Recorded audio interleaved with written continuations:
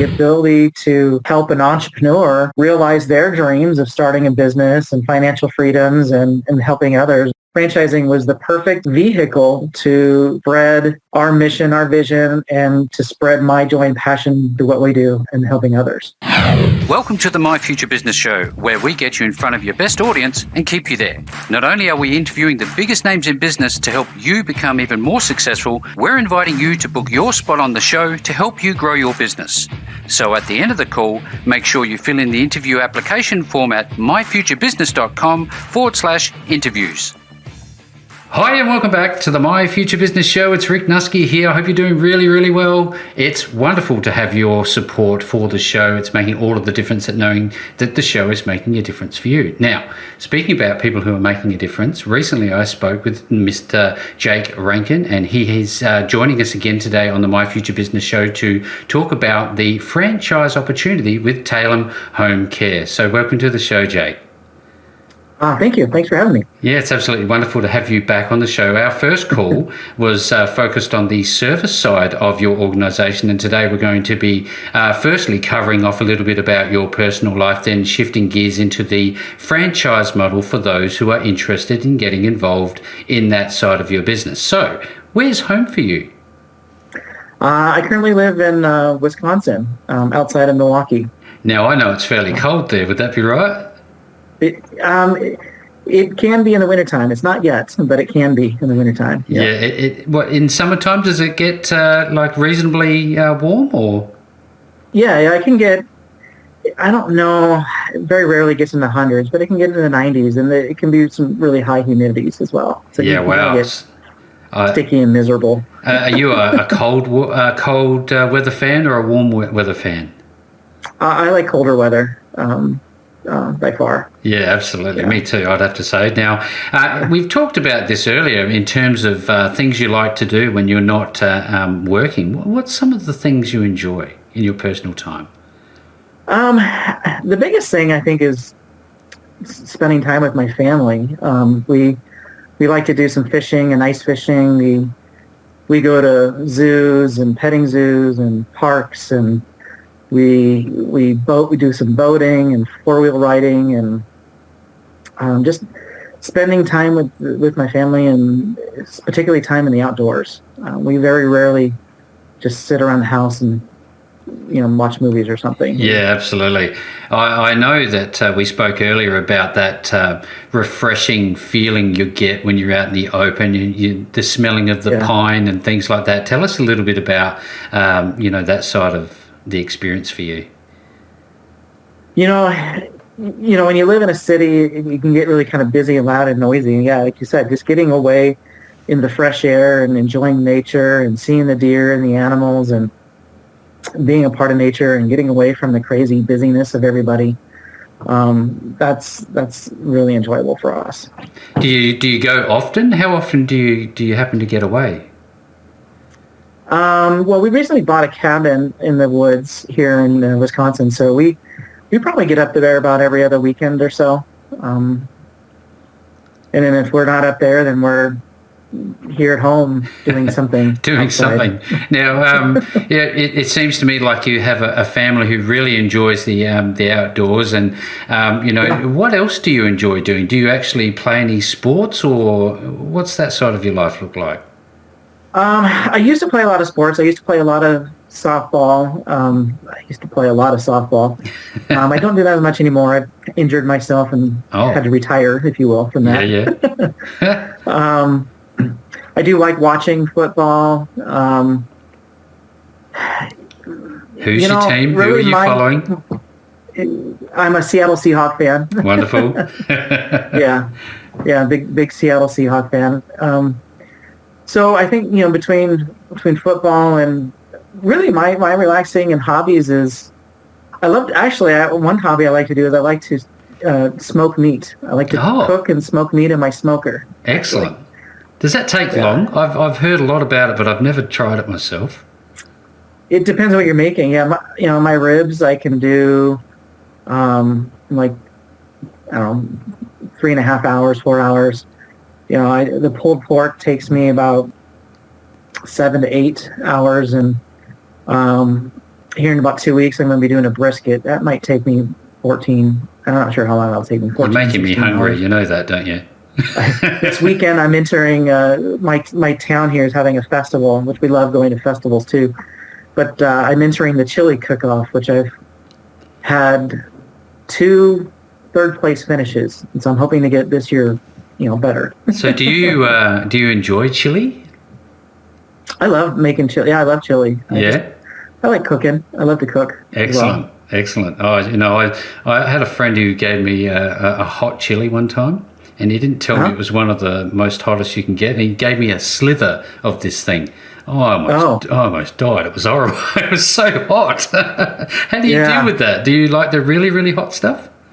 No, not entirely. I like a little bit of heat, but I just like chili con carne. The beans and meat, and a bit of chili. Nice and thick and hearty, put some cheese and cornbread on it. And Very nice. Now, Jake, as a father, you're creating memories for your children, which are vitally important. I guess, are they very similar to your own? And could you share a little bit about your time growing up that you remember fond memories?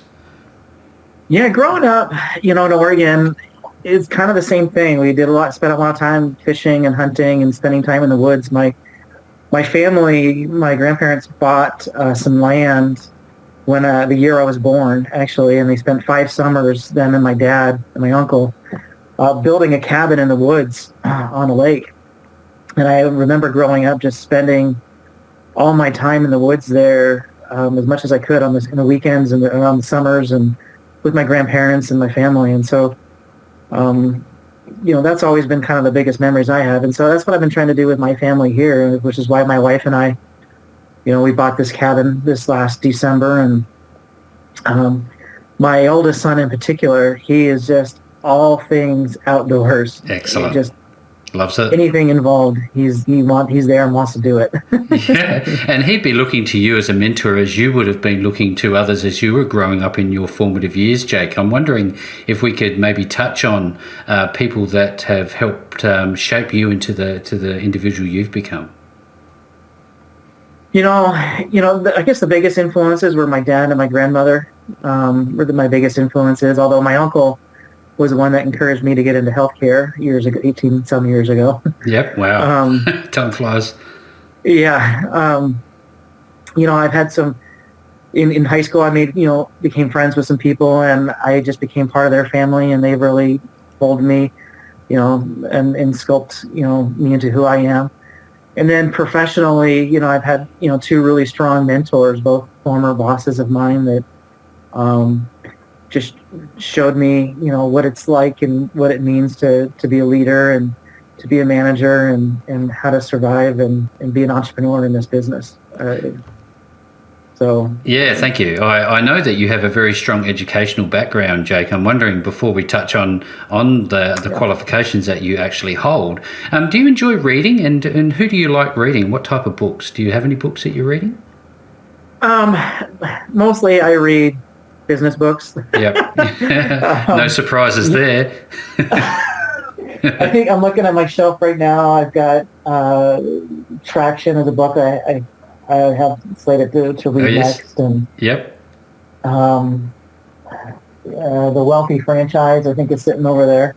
Do you like audio books at all? I haven't. The problem I have is finding time to do it. Yeah, between work and my kids are young. I've got a 6 and 8-year-old, and so snap self every free moment is if I'm not working is Daddy, let's go do something. Oh yes. Okay. I know you sleep well at night. Yeah, they wake me up at 6 and I put them to bed at 8, and by about 8:30 I'm snoring away. I'm so tired by the Oh, that's wonderful. Now, I think it's important, for the sake of context, because we are going to be talking about the franchise model, and I think your credibility, I guess, behind all of this and your educational background is somewhat important. Would you mind sharing a little bit about that with us? Yeah, I've got a bachelor's degree in business with a double major. One was marketing, and then the other was organizational leadership and behavioral skills. Then I went on and got my MBA and a master's in business. And then when I got into healthcare, I eventually became a certified senior advisor. That was a very difficult test to take. There was a lot of training involved there, but well worth it. Glad I did it. And then when I started in the franchising side of to sell franchises, I really wanted to learn more and all I could about it. So I went to Georgetown University and I got a certificate in franchise management from Georgetown, which I'm very proud of that.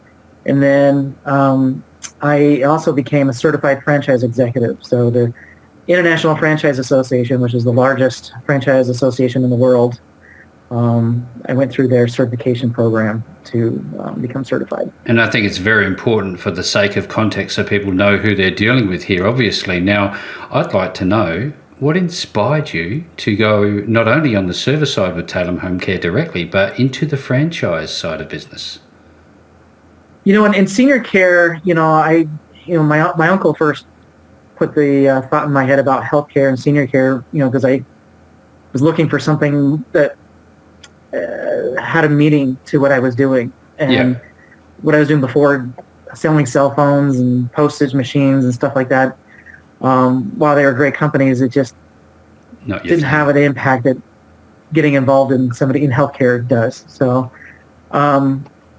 in my college career, part of what I did is I also was an intern through the SBA, and I worked at the Small Business Development Center. They had an office there on campus, and so small business owners would, for free, they were able to come in and get free counseling and advice. And so the guy who ran it, he was then, I think he still is, an Oregon State representative, but he allowed me to watch him and be part of that process as he coached entrepreneurs. And so throughout my career, I've always had a passion of that, helping small business owners and helping people start their businesses. And to the point where at one point in my career, I had a business doing small business consulting. So I was doing that for a while, and one of the owners, one of the clients that I had, he wanted to do a non-medical home care company. And so we eventually made the decision to move forward with that. There was some personal dramas in my life, but so when we did that, my ultimate goal was to get the business started, get it running, put a manager in place, and then I was going to get back to doing my consulting and helping small business owners. And somebody, a friend of mine, had made the comment, well, have you looked into franchising? I think franchising is a perfect marriage of your two passions. And the more I thought about it, the more I kind of liked the idea. My talent and skills and passion for senior care is definitely there. And then the ability to help an entrepreneur realize their dreams of starting a business and financial freedoms and helping others. Franchising was the perfect vehicle to spread our mission, our vision, and to spread my joy and passion to what we do in helping others. That's excellent. I wonder if I can just jump in there, because I have a question before I forget to ask it. In terms of, and we will shift to the actual services and how that becomes involved in the franchise side of it. But what is a franchise? There'd be some people on the call today may not know too much about it. Would you mind sharing a little bit about that? Yeah, franchise essentially is a program and a system that you can buy into to help you start a business, particularly if you don't have any experience in that industry. We give you all the training on how to start, open, run, and manage your business, and we give you the forms and the materials and the training. And then part of the franchising is also we license and grant you a recurring license to use our name, use our processes, use our differentiators as part of that. So I think for someone who, and they say in franchising, there's studies out there coming out that shows, if you could do it on your own, but the true value behind franchising is being part of a community that has got your back and is going to help push you and guide you and hold you accountable to being better and for growth. And so, being part of a franchise system helps boost the value of your business, but it also helps you, throw ideas, and when you get stuck, if you're a mom and pop, you may not know who to turn to or who to trust and getting advice and how to manage your business or how to take your business to the next level. Being part of a franchise system, you have us as the franchisors, but then you also have the ability to turn to the other franchisees and the other people who are in your shoes, and you can learn the best practices and the tips and better ways to do things. So who would this particular franchise be suited for? It's best suited for, first of all, a person with the heart and passion for this industry. You have to have the right attitude, and you really have to get an excitement to helping others and making a difference within your community. If you're just in it to make money, well, yes, you can do that. But if you're in it just to make money and your heart and passion isn't in this, then you may not be a good fit. Yeah. We look for individuals who volunteer within the community, but also individuals who, I would say, they're entrepreneurial at heart. They like to figure things out, but they're not afraid to ask and get help from people as well. Who are open to following a system, following processes. Healthcare, we can be somewhat regulated, and so you have to have strong attention to detail and be willing to follow a process and and be part of a team. Now, I know, one of the big things with getting involved as a franchisee is the need for help and support. Do you provide that, or do you just give them an online portal to go to? How do you help your franchisees? Training and support really is kind of the backbone of our company. Traditionally, in the franchise model, I would say I've seen that they basically give you manuals and portal trainings and say, go do it. And when I launched as a franchise system, I actually interviewed, I have a lot of friends in the industry, and I interviewed people who had bought franchises, and I said, what are some things you like and things you didn't like about, the whole process and everything. And training and support was constantly the biggest thing that we realized. And so, our approach is, we don't necessarily want to be a franchisor. We really want to be a partner of yours. We want to be there to help train and support you, at whatever stage you are in your business. And that training and support is going to be unlimited no matter what.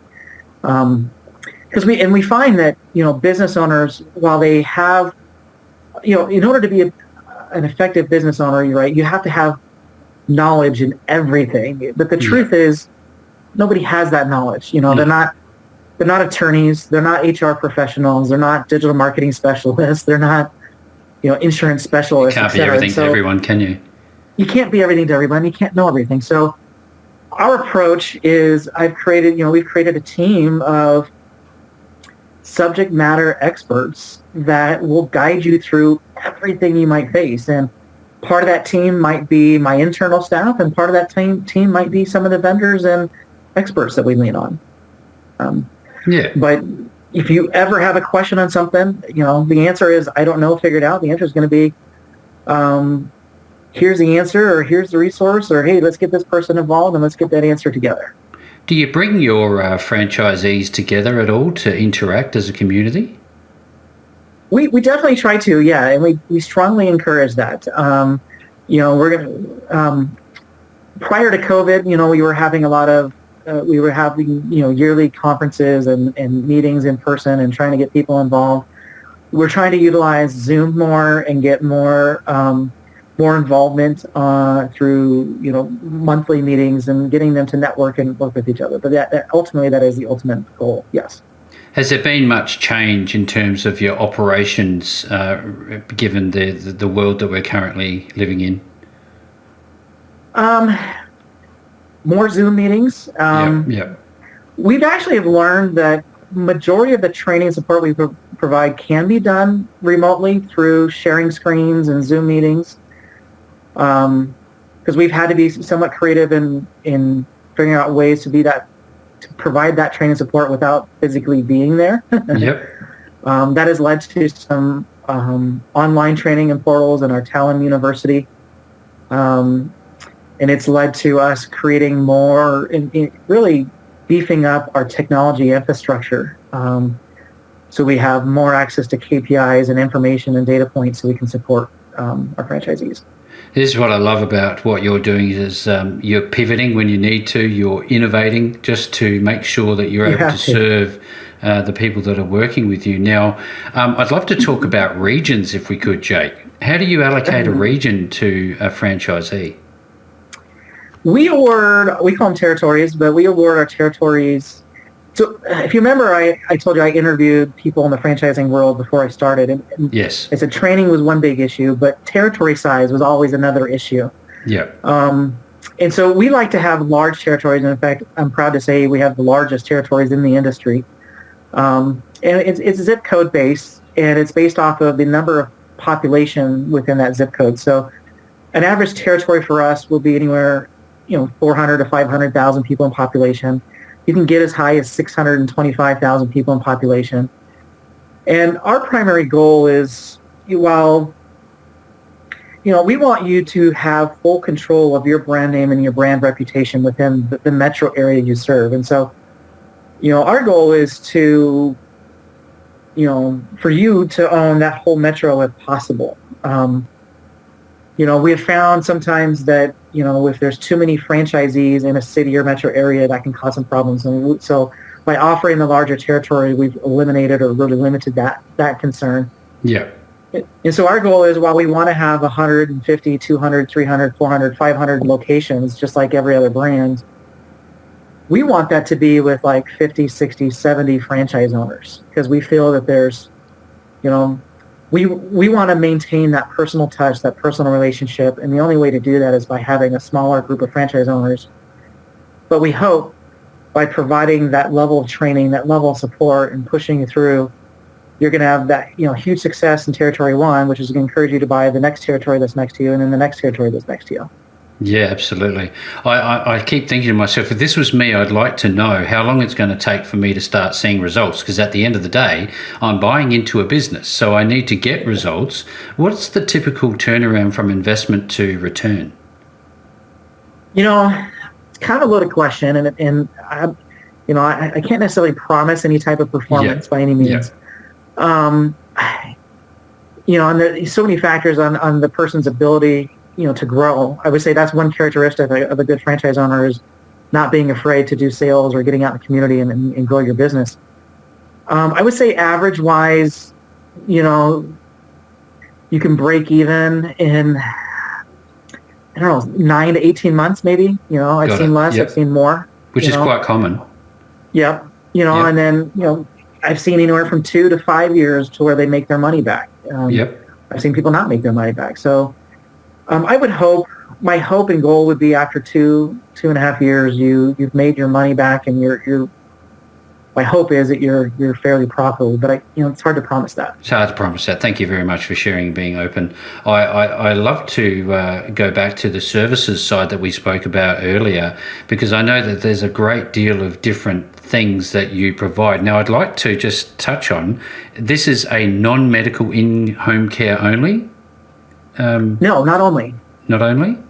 Not only, no. So we do 3 things typically. We do non-medical in-home care, which you mentioned, and there's a lot of franchise brands that's all they do is that. Yep. Then we do what's called senior placement services, where we help people find the appropriate nursing home or assisted living to live at. And there's franchise brands that, if you buy a franchise, you can buy a franchise that only does that also. So we're one of the rare, if not the only, brands that offers both franchise offerings for the same price. It's one franchise fee that you get both. So those are 2 primary services we provide. And then the third service that we provide is really, based off of our approach to care and our philosophy to how we approach our community. But we provide free care management and advocacy services within our communities and the markets that we serve as well. Yeah, that's excellent. I'm loving this call. There's just so much to take in, and we've talked about the type of individual would be a good fit for this. But I'd love to, if we could, talk a little bit about the guess, the application process and how you go about deciding, hey, look, I think this is going to work for you? So, the process that we have is, we first start by just having a casual conversation, about what is the goal or the needs and what are they looking for the potential franchise candidate. Then we roll into a little bit more about, I have a presentation that talks about our training, our support, our core values, and our mission. And because it's really important to me that our franchise partners, they need to believe in our core values and support our core values and our mission and our approach to care as well. From there, then we go to, a legal review process where we take a look at what is required of you as a franchisee and what's required of me as a franchisor. Yep. And there's a document called a franchise disclosure document that outlines all those things. And so I share that document with them. We talk about it. We go over it, make sure that they're comfortable with it. The next step would be we go over their territory. We build that territory together, and we take a look at the demographics and make sure that they're happy with the zip codes and geographically where they're at. And during that whole time, they're going through their funding process if they need to get loans. And then we do a discovery day where we actually get to meet. I like to meet as either early in the process, whenever they want to meet. I can come out to them and meet them early in the process. But we do a discovery day where we get to meet in person. They can see a day in the life and really get to know get to know the process and get to know the team and make sure that they can, they get a good understanding, I guess, of that day in the life. So with the franchise side of it, what year did that start again?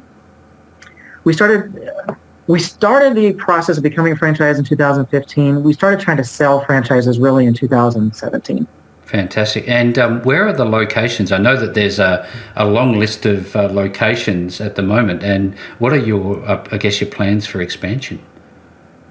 Our expansion plans are slow and controlled growth. We don't need to onboard 10, 15, 20, 30 franchises a year. We want quality franchise partners who believe in what we do, that we feel very strongly about. And we're going to be very selective as to the partners we bring on board.